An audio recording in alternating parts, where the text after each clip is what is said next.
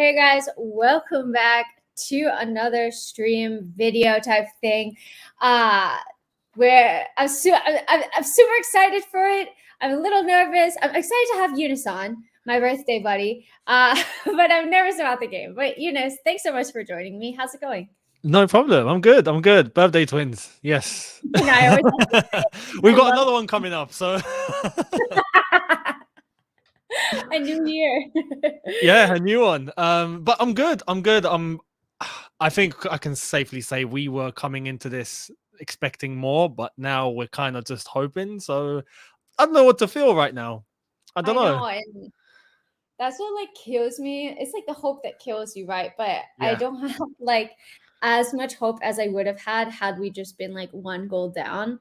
But now being 2 goals down, having to play at the Bernabeu just seems like a really, really tough ask. But let's go back to like last week's fixture because we didn't get to chat about it.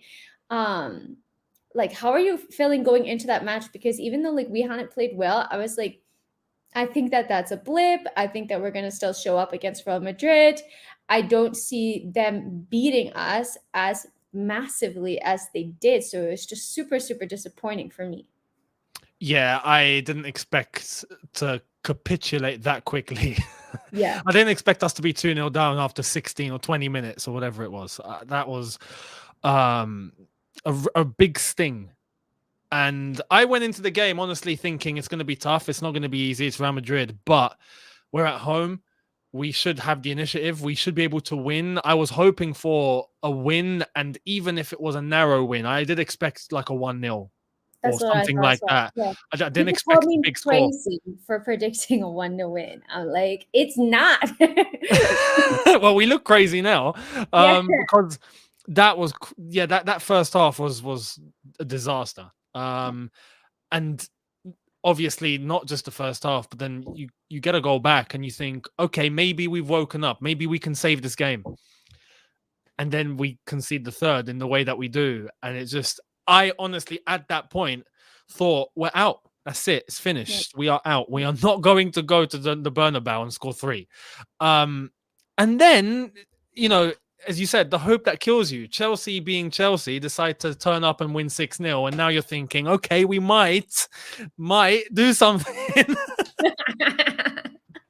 I know if we had won like 1-0, I actually said it in my prediction video. I was like, I'm predicting like a very low win, like a 1-0. But usually when I predict low scoring wins, we go on to smash the team. So watch this, be like a 3 or 4-0. And then we beat them 6-0. I was like, of course this happens, because now it gives me like a little bit of hope that we could actually do something. What do you think went wrong in this first leg? Because, looking at the starting 11, I predicted like almost that same exact starting 11. I think I actually predicted that starting 11, and maybe I had Kovacic in for Jorginho. But okay. I understood. I didn't think we were going to play a back 4, because every time we've played a back 4, we've conceded quite a couple of goals. And I didn't think we were going to see Alonso play because he had a really poor weekend at Brentford. And I was thinking, well, he's not going to start. He's going to be a liability against Valverde and Benzema, and I don't see him starting. And then the front 3, I was thinking, well, I think this is our best front 3 that has had like the most amount of form between the 3 of them. So I understood his reasoning, but then it just didn't work. So what did you think about like the starting 11, kind of like what went wrong and maybe how we should have set up in that match? Yeah, my main issue with that lineup was having Kovacic not start. Yeah, same. That was my main. And I think, everyone probably thought that. There was some justification for possibly having Jorginho on the pitch, but I only saw the reason of being that if we have to move the ball quick and control the game with the ball, then you'd want Jorginho on. But I had it in the back of my head, Kovacic and Kante are capable of that. So we don't need Jorginho because defensively he can be a bit of a calamity and he can be exposed. Yeah. I knew with Kovacic we don't really get that. So there was that. The front 3 ultimately was what I expected. And I didn't expect a Pulisic, for example, to be so isolated or just to be absent. because he didn't do anything. Mace on the day didn't do anything. But thank God he had a haircut now, because it seems like he's woken up. In terms of the defense, I was honestly concerned with Aspi in the position that he was in. In a back four, as a left back, okay, I can get it. He doesn't have to bomb as far forward as he'd have to. But as a left wing back, I was like, even if Alonso had a bad game that against Brentford, I'd rather Alonso in the left wing back role. I was thinking like I wasn't thinking that Aspi was going to bomb so far forward. I thought that he was going to be there just to like sit back and defend, and then maybe what he should have done. Yeah, probably what he should have done, and that's why I said like in a left back role, okay. Or if we're going to a back four, left back, go back to Malang Sarr, because I remember when he was playing for us at that role, he looked good. So there was that, but there were mistakes being made in places we didn't even expect. You know, like Kante had a shocker, or Christensen getting exposed, Reece James allowing the space for Christensen to get exposed. Like it was just this disaster all around. I would have never imagined that Christensen would like struggle so deeply against Vinicius Jr. To me, it looked like he had hit one foot in the Barcelona camp already. And I was like, well, you're going to have to play them when you go to Barcelona as well. So get used to it. But that was really shocking to me. And I think like one of the main problems was that Reece James bombed forward so much because he was one of Chelsea's like only attacking outlets really. And then he left Christensen isolated. Then you have a center back, usually Thiago Silva, coming over to try to help Christensen, which creates space for Benzema. And then Benzema basically goes like unmarked in the box, and it's a nightmare. So hopefully, I don't think we're going to do that. I think the one thing is that like Thomas Tuchel will have learned from this, but I was surprised like how much we got it wrong, like just making uncharacteristic mistakes. Players play like N'Golo Kante, you mentioned. I did see he was fasting, which I wasn't aware of at the time of the game. Or at the time of like when I was watching the game, I found out afterwards that he was fasting. And we know that he did this last season, but I imagine year after year it does get harder to do. But still, he had no dribbles, no interceptions, no tackles, nothing. N'Golo Kante. No, there was nothing. I think with Kante, obviously, there's this season in terms of, I think Tuchel wrapped it up nicely in terms of the issues he's faced, the injuries, even illness, on top of all of that. Because if I'm not mistaken, Rudiger, prior to that game kicking off, had just broken fast too. But on the flip side, Benzema done the exact same thing. And he put in the performance of his life. In the reverse fixture last season, Kante looked outstanding at Madrid. He was fasting. Like he had to break fast at half time. Not like this one where it was before the game, 10 minutes or so. So I think it's more the fact that maybe his legs, maybe the mileage is catching up with Kante. Finally, maybe. And I mean, thankfully against Southampton, he actually put in a good performance. So hopefully this is where the fortunes begin to turn, and we can maybe get a result at the Bernabeu. Fingers crossed. I hope so. I really, really hope so. What do you think that Chelsea like kind of need to do or focus on in order to get a result? Like, what would be some of the first changes that you would make? It's a tough one because I've already seen loads of people going, oh, you know what? Yeah, play exactly the same team that beat Southampton against Real Madrid. Play Loftus-Cheek at right wing back against Madrid and we're going to slap them. It's not how it works. Let's be honest. It's not how it works. I wish it was like that. I just honestly believe if we are in full focus and we're defending how we should be defending, then we can focus on going forward. And we really should go out there with no fear. Because I think there probably was a case of maybe there's a bit of fear. It's Real Madrid. They look better than they did last season. They're out for revenge. They played with nothing to lose. We need to go there with nothing to lose because realistically, we actually have nothing to lose now. Yeah. So we're already losing. So the worst case is we lose by more. Take the fight to them because I honestly think if we get that first goal early, that will change the tie. It's completely on. Yeah, and that's what gives me hope. If we can get that first goal, it's like, just one more. That's all we need to do. But we got to be careful as well because if Real Madrid get a goal, it's done. It's over. It's game over. It's finished. We're not scoring 4.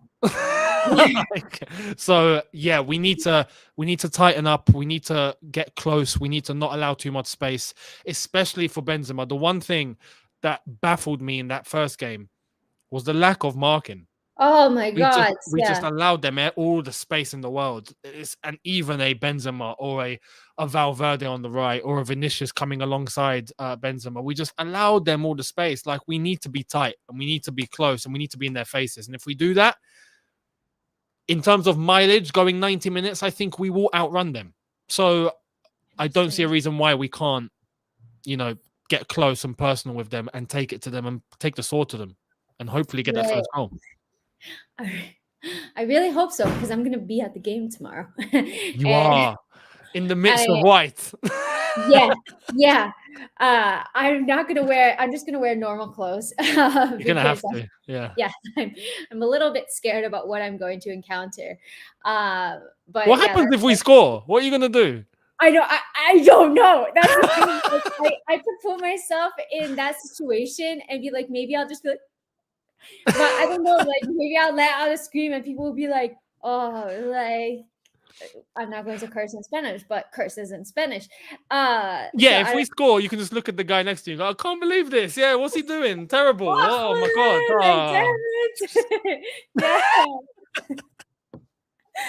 Oh my God.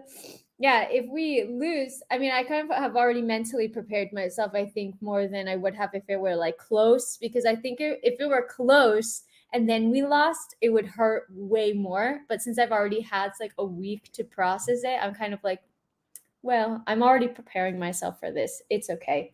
Yeah. Let's see. On a side note, if anybody's coming to Madrid, I'll be like all around Plaza Mayor tomorrow and like around filming content. So come say hi if you see me in the streets or around the Bernabeu, whatever. Gonna be super cool. But so I want to go back to one of the things you mentioned, because it's actually like a thought that crossed my mind. Play Ruben Loftus-Cheek at right wing back. It sounds crazy, I know. But who do you play at right center back? My thinking is, I don't know who I want to play a right wing back or a left wing back. I really don't. My only thought is, who is the only person in this team who can handle Vinicius Jr.'s speed, pace, agility? And I think that's Reece James. I don't see anybody else able to like handle him. But I also don't want to lose Reece James' ability going forward. So I feel it's a massive conundrum. What do you think? What do you do? It's tough because Loftus-Cheek isn't a traditional wingback. So he's going to have to be instructed to know exactly when to prioritize defending rather than just being an additional midfielder. Like in the same way that Valverde was for Madrid on the day they beat us. Reece James, if he was in that right centre-back role, would have to take care of Vinicius Jr. And I think he would. In terms of pace, he would, for sure. But then again, that means he's going to have to stick to defending. He's not going to be expected to bomb forward and try and do what he does at right wing back, because he'd leave all the space in the world. And if he gets in behind, Vinicius can be a threat. So I personally, I wouldn't overthink it. It worked against Southampton, but let's be honest, Southampton on that day, they I don't think they even knew what defending meant. Like they were shocking. They were poor. We took advantage. I was so surprised by the results, to be honest. It was really bad. I mean, we from the get-go, 16 minutes in, we were 2-0 up. Like the game was already dead. Mentally, they're finished. So you can't read into it too much. I would still play Reece at right wing back. That's his role. Now, in terms of right centre back, there's a debate for me between Aspie experience or Chalobah, if we're going for pace. Chalobah's not slow, but there's a mistake in him, and that's what we're kind of scared. But at the same time, Christensen's made 2 mistakes, so maybe we've got nothing to lose there if we were to go with Chalobah at right centre back. But I think for me, there's a choice between him or go with experience, Aspie, someone that won't, bomb so far forward to get, leaving space in behind in the same way Christensen did. So the thing with Chalobah that makes me like a little bit nervous is that I feel that he's still kind of like figuring out his like the line to cross and like the defensive side of things and like how to position his body, which is something that I think that Aspie and Rudiger, I think is the prime example of that, is that he knows exactly like how to tiptoe the line and exactly what he can and can't do to concede a penalty, for example. In a couple of games that Chalobah was playing, I felt that there was so much shirt pulling, like a I ridiculous hated amount that. of shirt Yeah. pulling. And I Yeah. was like, why? He Why? got There's away no with need. it. He did concede a penalty, but then he got away with like 2 or 3 incidents, and it was mad. And that like inexperience for me personally would make me a bit nervous, because Real Madrid is going to know exactly how to target him and take advantage of that. It's definitely a risk, let's say 100%. There have been games this season prior to that where I think we've seen him really good, but especially the final, for example, Liverpool. That was a clear example of some good moments and then some crazy inexperienced moments where, as you said, shirt pulling or allowing Luis Diaz in, or you can't have that. But if we're talking straight for pace, because I think with Vinicius Jr., that's his main attribute. If you cut him off with that, I don't think he has much in his arsenal. He has the ability to just bomb past players on that wing and allows and create space for himself. And that's what he did against us. And then at that point, he cuts in. He has to link up with a Benzema. If you try and cut off that lane and you keep with him and you don't let him past you, I think you limit his ability by 50%. There's also the choice to maybe just play Christensen again. Maybe he won't make the same mistakes. So who knows? Maybe, because we've seen good games from him, and we've seen a game like Madrid in the first leg where I know. don't know what Christensen's going to show up. So given his performances last season, like I really thought that he would like have a good performance, and that's why I had no issue with him playing. But at this point, I just feel like, as much as you're a professional footballer, and I'm sure he's like not doing it on purpose and like trying to be in the game, there must be some part of you that's just like especially for him, because I think like his deal is done. Like he's going to Barcelona. I think it's like definite. So it must be really difficult to be able to like keep your focus and just stay like 110% in it. I just don't really see like his head fully there. So that's why I personally like would not play him in this game. I just got a super chat, super generous, $10. Thank you so much. That's really kind. I never get super chats. So I'll just read it, take a second to read it. I still don't think Chelsea have a chance, especially if it's Real Madrid at home. No disrespect. Chelsea's not Barcelona, who are able to just score 4 goals in Real Madrid's home. Barcelona haven't had a good season. Like they are just on the up and up now. They've actually had a super poor season. And I think one of the main things that a lot of people don't know, because I do watch Real Madrid and Barcelona, I try to watch La Liga a bit, is that Real Madrid were without some like really key players in this match. They were without Benzema. And they were without Ferland Mendy, who's their left back. And it's essentially the same as us being without Ben Chilwell. Like any team really attacked their left-hand side because it was so much weaker. And Nacho was getting beaten by Dembele time after time in that match. They have these players back. Like they had a lot of injuries in that match. And the thing with Real Madrid, and I'll let you respond to this question as well. The thing with Real Madrid is like, I don't think that they've had a great season. It's just like everybody around them has been really poor. But when you watch them, I'm thinking, wow, how can Chelsea not beat them? Like they're not unbeatable by any means. So that's kind of like where my feeling is coming from. And I was reading like some Spanish newspapers today, and it was basically saying like Madrid had their best game of the season against us, like the best by a long shot. It's not even close. And like their other performances have been nowhere near. So yes, I think that they could pull it out, and that it's very unlikely that Chelsea come back from this. But I don't think that Real Madrid are like the unbeatable team that they were a couple of years ago. I completely agree. Madrid right now are not, say for example, that first leg. It wasn't a case of Madrid played unbelievable to the point where we couldn't catch up. We gifted them the game on a plate, like, ridiculous marking. And I have to say, in terms of Real Madrid, you can't fault them for that because they can only play what's in front of them.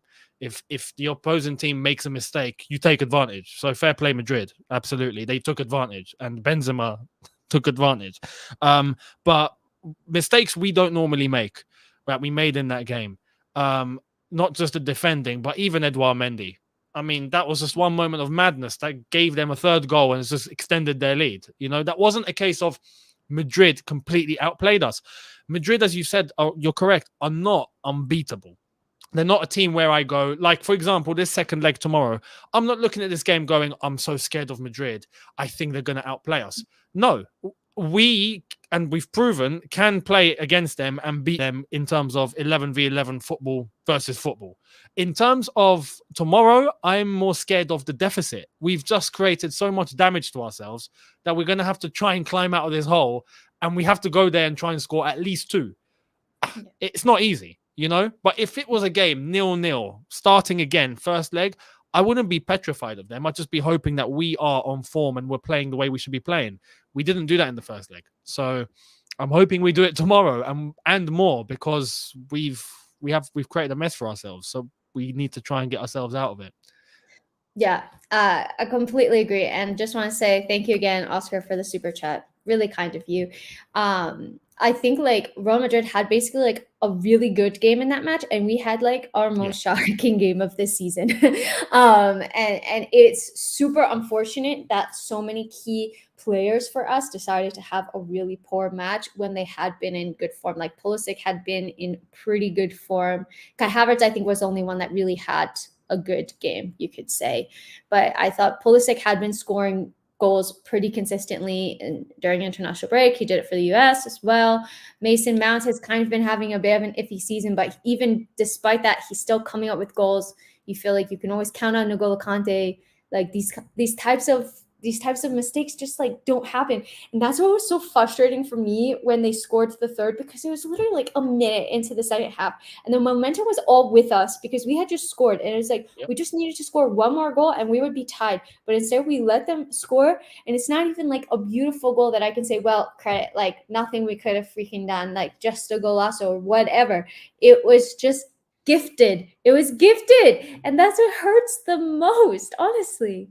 Yeah, it's those mistakes that, again, you look at yourself, and it honestly, as you said, with the momentum that we had from that first goal going into the second half, we even saw Thomas Tuchel change everything. Starting that second half, we went to a back 4. He brought on Kovacic and brought on Ziyech, if I'm not mistaken.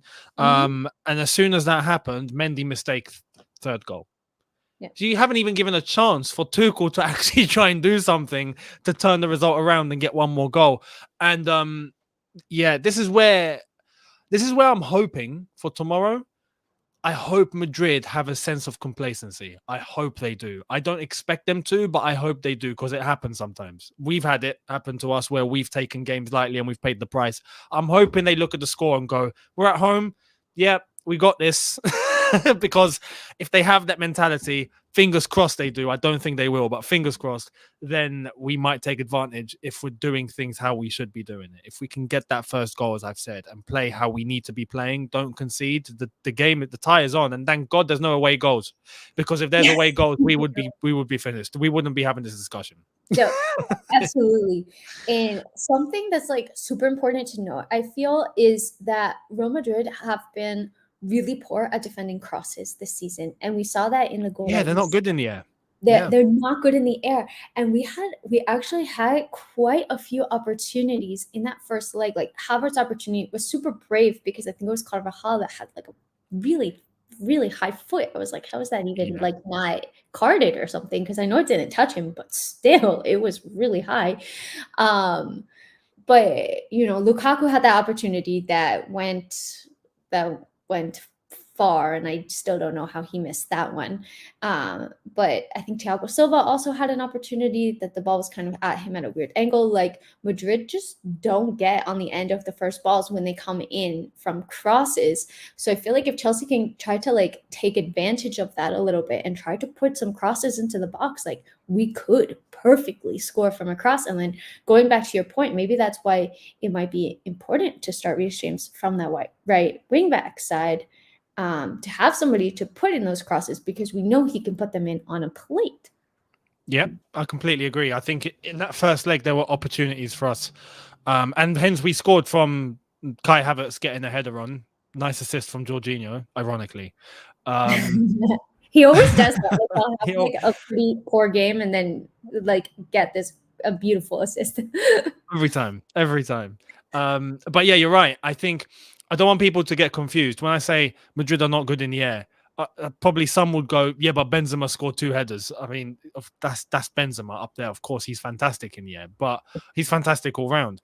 Defensively in the air, when they're defending against a set piece or a cross into the box, that's where I feel like we have an advantage, especially with a Kai Havertz who's tall.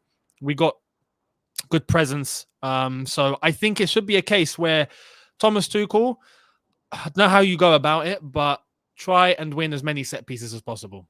You know, if you have to go down and win that free kick. We might have to. Just do it. Oh God, I'm getting like more nervous thinking about. I've actually never been to the Bernabeu, so I'm getting like more and more nervous. No, I haven't. I've been to the Metropolitano twice, but I haven't been to the Bernabeu. This is my first time, so I don't really like know what to expect. They were saying that's going to be like full stadium, or as full as it can be with the reforms that they're doing. So I think it's like over 60,000 people, and I'm not sure if it's the first time that it's at like this capacity since the I'm still like thinking in Spanish, like the restrictions. Not the restrictions, like that they're reforming the stadium since they're like doing. They're renovating. Yeah, they're renovating. They are. Yes. No, it starts with an R. What the heck is it? Are they expanding? I don't know if they're expanding. I'm not quite sure. I haven't looked into it, to be completely honest, because I'm like, I'm like not too bothered about this. It would be good to know. I don't know what they're doing. I think they're reforming it. If you guys know in the comments, let me know. I'm not sure. I did see some like obras, like construction work. Some pictures of that. So yeah, I'm getting like more and more nervous about it. But a lot of people are asking us in the comments like, who do you see playing? So I want to kind of like go through a starting 11, which I know is like difficult. But I'm curious to know who you would pick, because I just feel like there's so many possibilities, especially in that back line. Having Ben Chilwell, I say it like literally every time, like every single video, I'm like, I freaking miss Ben Chilwell so much. Like this has caused us so many problems. I can't. If we had Ben Chilwell, I think we would be competing for the league in the Champions League again. Like that's how important to us I think he is. It's amazing what difference someone can make, isn't it? It's mad. One player, yeah. But it just like brings all of this unbalance now to the team defensively on that left-hand side. And then we're like moving players over to try to like sort it, which leads to an imbalance in other areas. And I really thought that we had like quite a bit of squad depth like going into the season. But now that we're actually playing, I'm like, where are all the players? Like, where are they at? Where's our squad depth? Because it feels really thin right now. It was a fugazi. As Matisse likes to say, it was nothing. This starting 11 is going to be difficult, really difficult. I think defensively, I think the rest is actually quite straightforward, but defensively is a big question mark. Kepa in goal? No, I'm kidding. Some would actually say, yeah, go stick Kepa in goal. For Mendy's mistake. No, Mendy in goal, 100%. Mendy in goal. I'm hoping he, rectifies the situation. If he can pull off a couple of worldies, that would be great. Hopefully they don't have like that opportunity to. Hopefully he has an easy day. That would be like the ideal, that he has like a very quiet day, because he's just like this. Yeah. Fingers crossed. Right wing back. Again, are we back three with wing backs or back four? That's the thing though, that like I think the problem that we had with the wingbacks was that like they were bombing forward, and then we had like 3 across the back instead of 4, so that like created space Yeah. for Benzema and Valverde and Modric and whoever else. And so at some point, like we need to have a back 4 like defending, whether you have a back 5 and a wing back bombing forward, or you have like just normal back 4. Yeah. There's a part of me. There is a part of me that wants to go to a back 4 and have Reece James and Ziyech just in front of him on that right hand side. But Ziyech would have to work. In terms of coming back and assisting. But what I think Tuchel's going to do, I think he'll stick with the back 5. I think we'll have the 3 centre backs, Rudiger, Silva, without question. Mm-hmm. And then it's difficult. I don't know why. I think Christensen gets a second chance. No way. My gut tells me. I'm trying to think how Tuchel's going to do it. Not what I would do. I'm thinking what Tuchel's going to do. I don't think he's going to play. I don't think he's going to play. No, I don't. But who would? Yeah. I think it's going to be Aspie. If we're doing Reece wingback and Alonso wingback, I think it's Aspie. That's it could work, but it could also be a disaster. Backfire. Like it could backfire. The thing is, like, I really feel like you need somebody quick, and my head is thinking like maybe he play. I know we've seen Ruben like a couple of games play right wing back, but maybe he played him there as like an experiment to see like how it would work. Who played in the right center back spot? I didn't catch the game this weekend. Who played there? Oh my god, good question. Was it not Christensen? I need to double check. I think it was. I didn't catch the game, and then I got some comments like, "Oh, you don't go to Stamford Bridge, and when you can't get tickets to go to Stamford Bridge, you just go out for lunch with your friends." I was like, "I don't live in London. Like, what the hell are you on?" Oh my god! Like, I literally never miss a game, and the one time I do, it was Christensen. Yeah, it was, isn't it? Yeah, it was. Okay, so I'm saying he played, so he's getting arrested. I don't know. This is the thing, because Reece James came off the bench. Like, Reece James will play tomorrow. Reece James 100% starts. So that's what makes me think. Not where. Unless we go Reece James and then Loftus-Cheek in front, but that's super experimental. It's super experimental. Yeah, I don't have a good feeling about that, if I'm honest. I don't want to lose Reece. Well, I saw this this article, and it was saying that it was on Dan and Sai's like website, and it was saying that if Tuchel goes with like big if he does it, what they would do is have like Ruben kind of play as an inverted winger. Yeah. So that can open up space, so that it draws one of Madrid's players, like their left back, whoever starts for them at left back, Bendy, or I think he probably will start, that it draws them to Ruben. That will create space there so that like Kai or Mason or whoever plays can drift into that and kind of like open up a pocket. But then whoever plays at left wing back would have to actually play like a left back. And so then you would have like a left back of like, so you would have like Alonso, Rudiger, Thiago Silva, Reece James as your back 4. And then Ruben Loftus-Cheek as your 5th forward.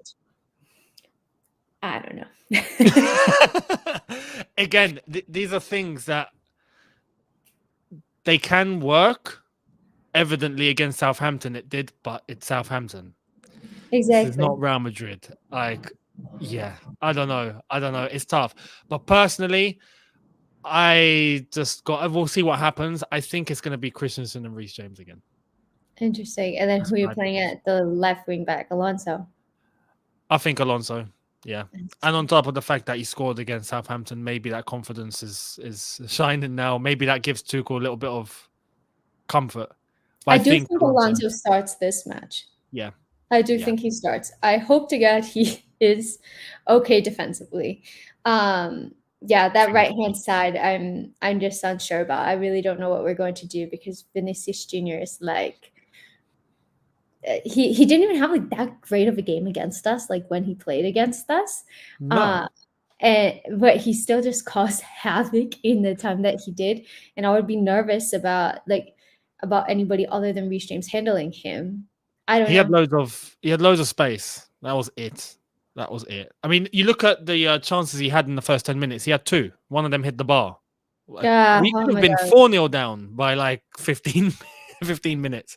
So yeah, as long as we cut him off, we just need to cut off that space and don't allow him to run into it. That's it.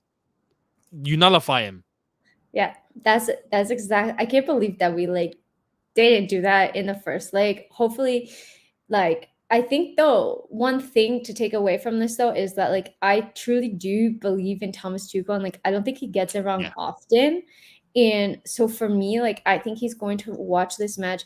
I think that he must have had like some massive talk with the team to get that kind of reaction, because 6-0, people are saying, oh well, it's just Southampton. Southampton have been having like a fairly good season, and to beat any team by 6-0, like it takes a lot. It's not easy to beat. Maybe like 3-0 is the most that I would typically expect, maybe 4, but 6 goals is a lot. So you could see that the team kind of had this fire burning in them to kind of show, hey, no, like what happened the past 2 weekends, like that's not Chelsea. I do think Thomas Tuchel is going to rewatch these games and learn, and he'll have some sort of solution, even though we're kind of going back and forth and we're not 100% sure what to do because it's really difficult. But I do think that he will have an answer at least. But let's go through the rest of the team. I think we both agree Conte and Kova in midfield. Yep. 100%. And then who are you playing in the attack? Because, well, Lukaku's out. Not that it makes so much of a difference, because I don't think he would have started anyways. No. Timo had a pretty good game versus Southampton. Hasn't had a good season. But he hit the post like a million times in that match. He scored. So he's a possibility. Pulisic, who was absent in the reverse fixture, Mason Mount, Kai Havertz, and Ziyech. Who are you playing? It's tough. I think it's difficult. It's difficult because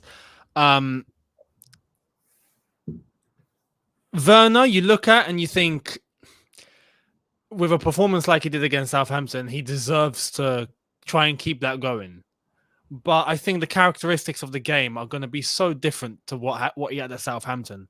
Again, being able to run into space in behind, whether through the middle or balls coming in through, he had it all. And he took advantage of it, and fair play to him. I don't think he gets that against Real Madrid. Although, with a striker, you never know, because if form kicks in, form kicks in. If he knows where the goal is, he knows where the goal is, and he creates opportunities for himself. So if Werner's able to do that, he looked vibrant against Southampton. So that's one thing where you look at and you go, maybe he plays. There's a risk, because if you do decide to play him, you don't play Pulisic, for example, but he lets you down. Then you'd probably go, okay, well, we should have played Pulisic.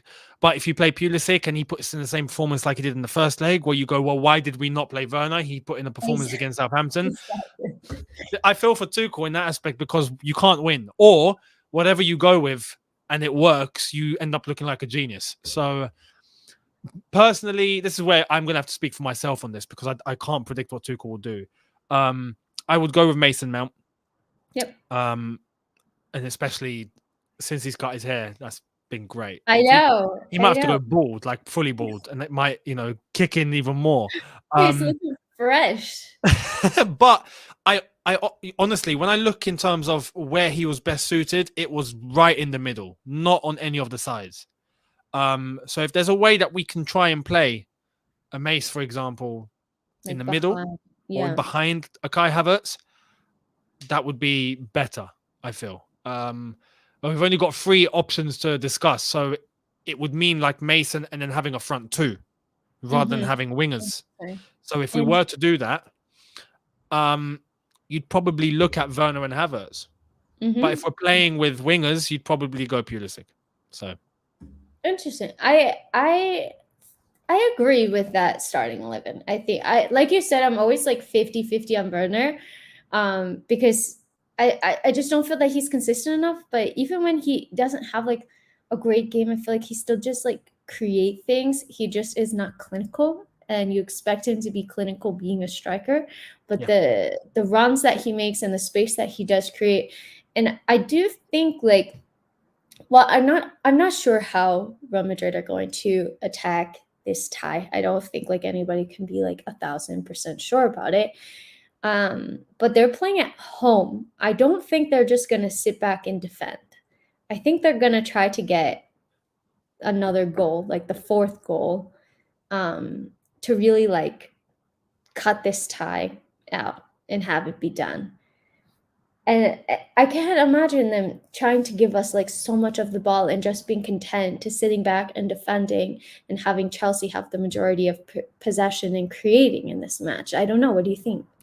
I think that's just where psychology comes in, because Chelsea know they have to control the ball. There's no other way. We've got to go out there and score 2. So we need to just try and dominate the game. We haven't got a choice. I think Madrid will know that. And I think they'll be happy to try and sit back a little bit, but not just sit back and defend and kick the ball away, but try and wait for the counter-attack. I think they'll be playing counter-attacking tomorrow. Just like similarly where they did against PSG, where they were just waiting, opportunity, boom, goal. True. Waiting, opportunity, goal. And I think they know we have to come out. That's where we make ourselves a little bit exposed. We don't have a choice. We have to score 2. So they will be able to sit back, wait for the counter-attack, try and hit us. And we have to be careful because, if we concede 1 more, it's toast. We're out. So we need to be careful and at the same time try and go and score 2 goals minimum. This guy goes, you don't know Real Madrid, they can park the bus in the Bernabeu. I just feel like Champions League nights are different. Like playing at home in the Champions League, I would be like, I don't know. I just don't think that you go at home and park the bus. I don't. Like, to be honest, and parking the bus for me is like different than like counterattacking, for example, like where Chelsea might have more. Oh yeah. But, I don't think that they're just gonna park and play like a Burnley and just like, hoof the ball out, hoof it. I don't think that at all. I think they're going to be like very smart in their decision. But I do think like, I don't know. I expect like in the Champions League, you're about to go into the semifinals. Like, I don't know. I would think maybe put on. I don't think they're going to be so open, but I do think they're going to try to attack us like at some point, like a little bit. I don't think they're going to want to just like let us. I don't know. They might just try to defend and be happy to give us the ball and we're just taking shots from 20 yards out. That could be a possibility as well.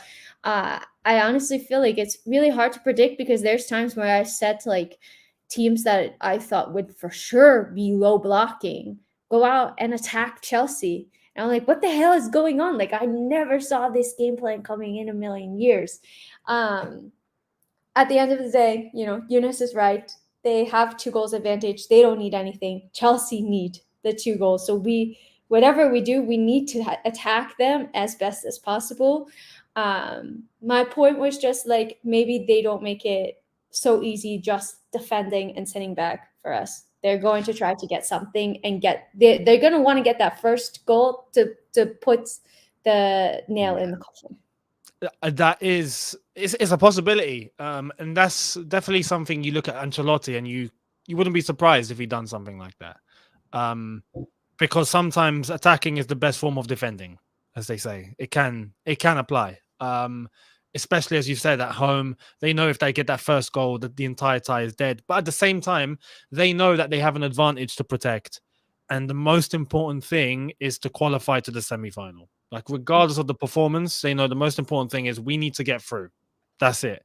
So they can sit back and trust themselves to make sure they don't concede more than 2 or concede 2. They concede 1, they're still going through. So I think it's a balance for them to be able to try and defend, but hit the counter-attack, or just not just the counter-attack, but any opportunity that you see to go and launch an attack and try and score, do it. Don't restrict yourselves, but make sure you're working hard and you're defending, because we can't concede. I think that's how Madrid are going to approach it. Yeah, 100%. How do you see this game like playing out then? It's like two will stand. I hate it. I honestly, like, on Wednesday or just after that Thursday, if you'd asked me that question, I'd be like, well, let's not even go. Like, we don't need to go. That's how I was like. I literally woke up at 5 a.m. that morning, and I never wake up after games. I usually sleep it off and I can feel better, but I woke up and I was still so sad about it. I was just like gutted, especially knowing I'm going, and I was like, oh, God. It's horrible.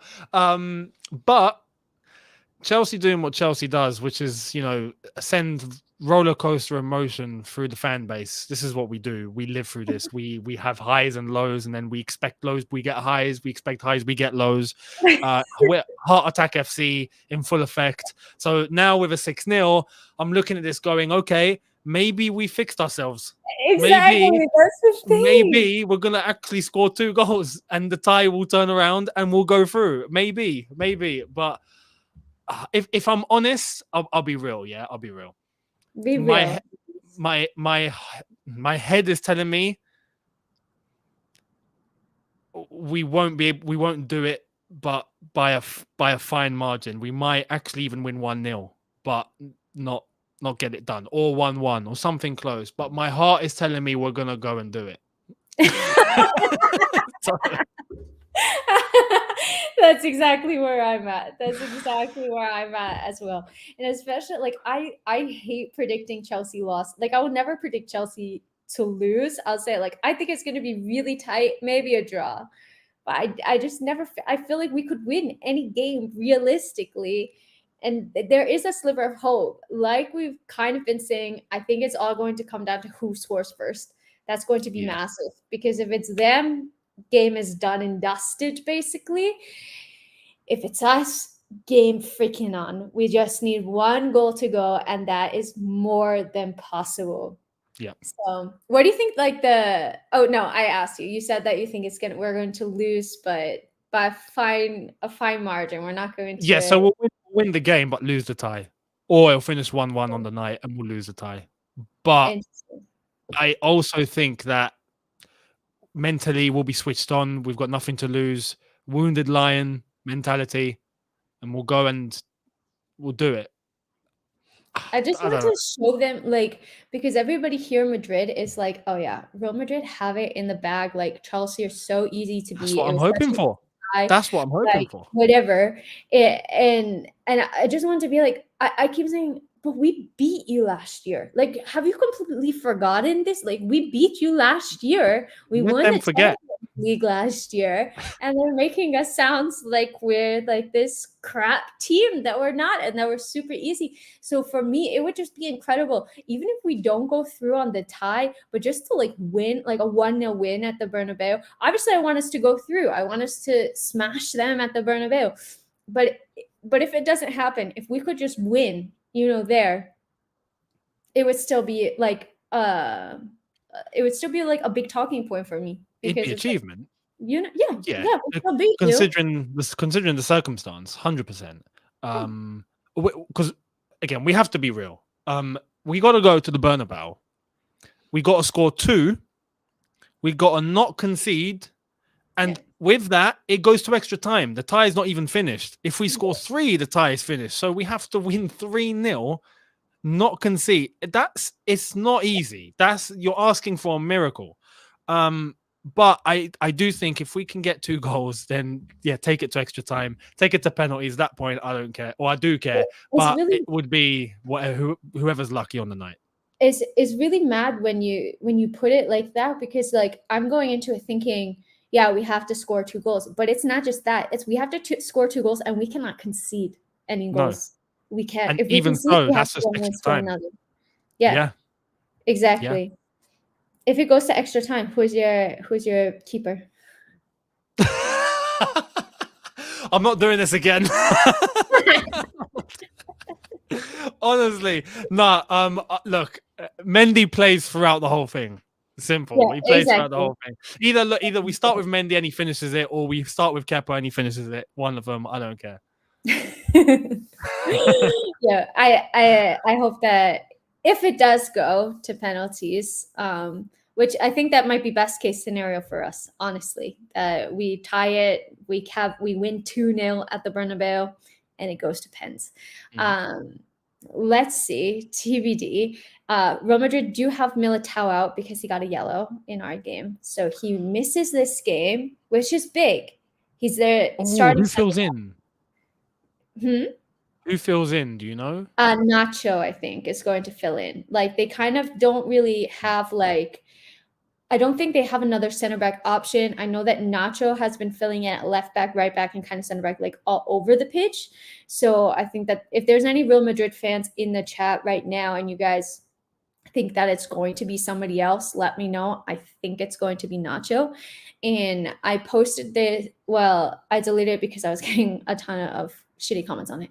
But I was reading the newspaper and it said that Mendy, their left back, actually didn't play versus Getafe this weekend. He was injured with like abductor. And he trained on his own. He did train with the team today, but they're not sure if he's going to start this match. But even if he does start, he's probably not going to be full fitness either. Yeah, they're gonna need to get the injections in or something, painkillers or something. I mean, yeah, that's beneficial because for us, we don't really have any big injury concern anyway. We've got Callum who's out, Barkley, who we now know is out. That doesn't really matter. Lukaku's out. That doesn't really matter, if we're being honest. Some people were saying in the comments, like, no, Lukaku's a big miss. I was like, he's not starting. Like, really miss it. At this point.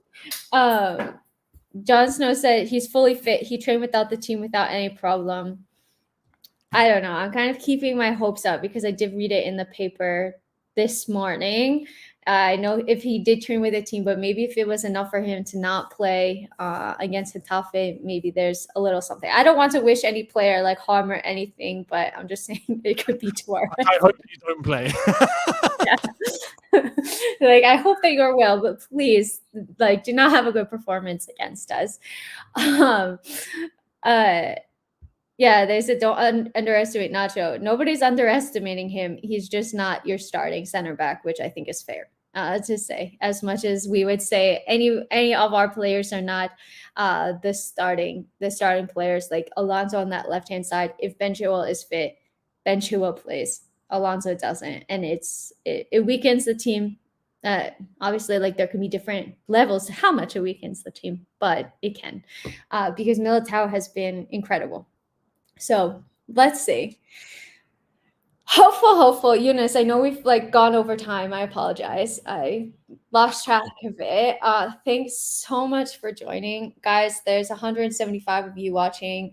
If you enjoyed this, please drop it a like, sub to the channel so that other people can find the channel as well. I'm going to be posting match vlogs for Real Madrid versus Chelsea and Atletico Madrid versus Man City, which is going to be super cool. I don't know if I'm going to experience 2 losses in the 2 UCL matches that I go to. But let's see, TBD. And Eunice, thanks so much for your time. Thanks for hopping on the channel. It's always so great to have you on and let everybody know where they can find you. No, thank you for having me on. It's been a little while, so it's been good to be back on. Hopefully we get the job done. Fingers crossed. And yeah, hopefully it's parties and not doom and gloom. For me, Eunice Talks Football, as you can see right here. I've got the preview coming out today.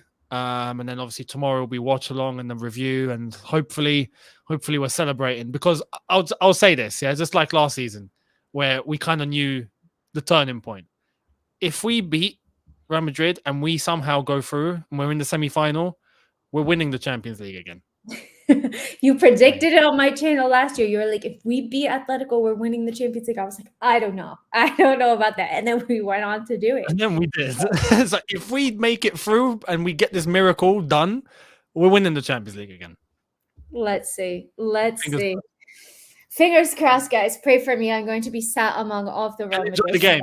Yeah, enjoy the game and be careful. Yeah. Keep the celebration inside if you have to.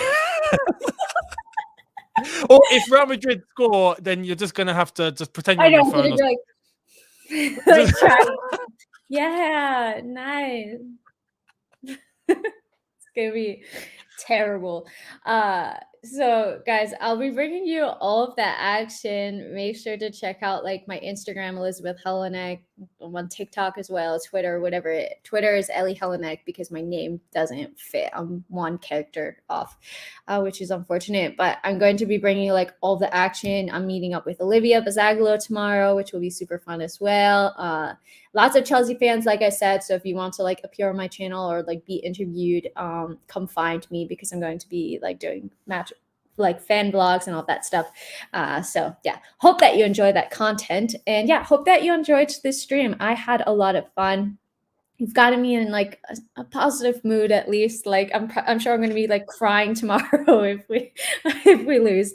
But guys, hope that you enjoyed this stream. Have a great rest of your days, and the Chelsea. Let's hope we can win. Bye.